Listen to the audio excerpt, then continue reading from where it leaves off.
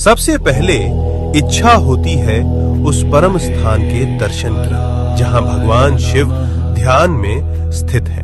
कैलाश पर्वत उनका परम आसन। ये कोई साधारण पर्वत नहीं बल्कि भगवान शिव का साक्षात रूप है।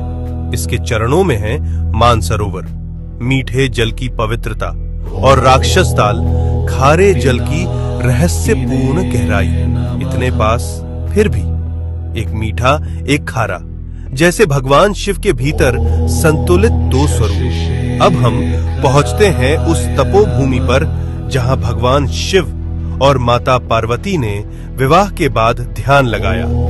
ये है आदि कैलाश, उत्तराखंड के ऊंचे हिमालय में स्थित, जहां आज भी उनकी ध्यान ऊर्जा का कंपन महसूस होता है। यही है गौरी कुंड और पार्वती सरोवर।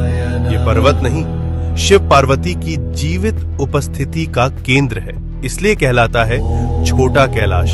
और पास ही स्थित है ओम पर्वत, जहां बर्फ पर स्वतः उभरा ओम दिखाई देता है, जैसे शिव का मौन मंत्र इस भूमि में गूंज रहा हो अनंत काल से। अब हम बढ़ते हैं हिमाचल की उस रहस्यमयी चोटी की ओर जहां विराजमान है स्वयं भगवान शिव, जिसे कहा जाता है मणि महेश कैलाश। इस पर्वत की चोटी से दिखाई देती है एक दिव्य मणि। मान्यता है जब भगवान शिव प्रसन्न होते हैं तो ये मणि दिव्य तेज प्रकट करती है, जो भक्तों के जीवन में भर देती है एक दिव्य प्रकाश। इसके चरणों में स्थित है पवित्र मणि महेश झील, जहां हजारों श्रद्धालु हर वर्ष स्नान करते हैं और भगवान शिव का आशीर्वाद प्राप्त करते हैं। अब हम पहुंचते हैं हिमालय की उस ऊंचाई पर जहां की हवा भी हर हर महादेव का जप करती है। ये है श्रीखंड महादेव। यहाँ स्थित है एक भव्य प्राकृतिक शिवलिंग।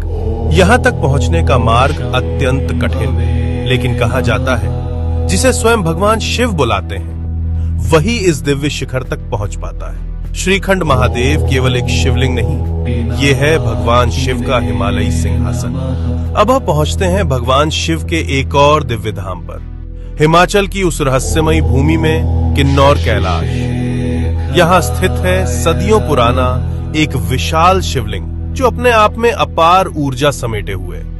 और कहा जाता है यात्रा के दौरान कई भक्तों को ब्रह्म कमल के दर्शन भी हुए। ओम नमः शिवाय।